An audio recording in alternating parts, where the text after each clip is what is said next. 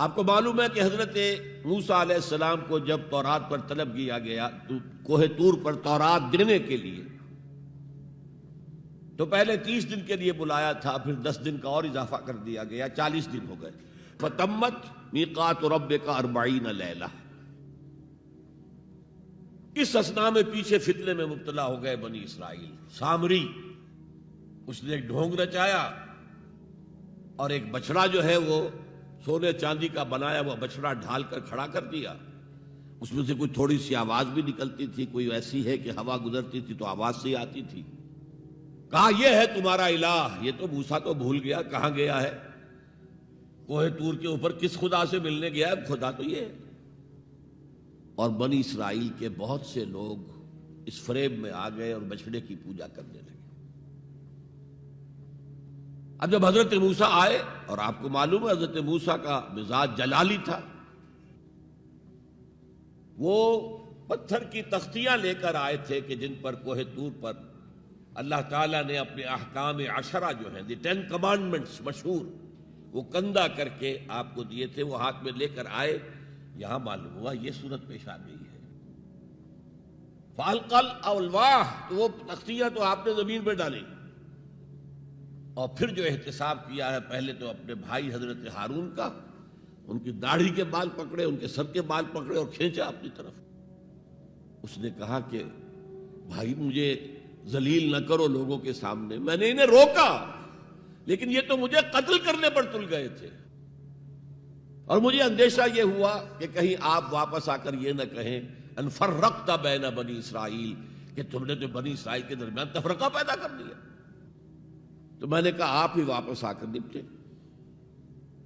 اب پہلی بات نوٹ کیجئے، تاریخ انسانی کا یہ عظیم واقعہ ہے، کئی ہزار یہودی اپنے اپنے قبیلے کے لوگوں کے ہاتھوں ذبح کیے گئے۔ اس پر اللہ تعالیٰ نے حکم دیا اور حضرت موسیٰ نے وہ حکم دیا، اللہ کا حکم موسیٰ نے پہنچایا کہ 12 قبیلے نا، ہر قبیلے کے جن لوگوں نے یہ حرکت کی ہے ان کو اسی قبیلے کے لوگ اپنے ہاتھ سے ذبح کریں۔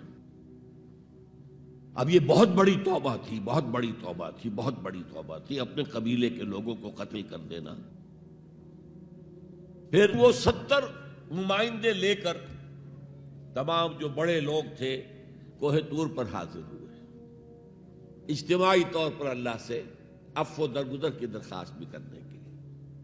وہاں اللہ نے زبردست زلزلہ بھیج دیا، محسوس ہوا اب سب ہلاک ہو جائیں گے۔ حضرت موسیٰ نے کہا پروردگار تو چاہتا تو مجھے اور اس قوم کو پہلے ہی ہلاک کر دیتا، تو ہمیں نکال کر لایا ہے آل فرعون کے پنجوں سے، تو نے ہمیں نجات دی ہے، تو پروردگار ہمارے لیے اپنی رحمت طے کر دے، لکھ دے، فاکتب لنا، ہمارے لیے طے کر دے، لکھ دے اپنی رحمت۔ اس پر فرمایا اللہ نے، دیکھو موسیٰ میری ایک رحمت تو عام ہے، وسعت کل شیء، رحمتی وسعت کل شیء، ہر شے کے ساتھ ہے،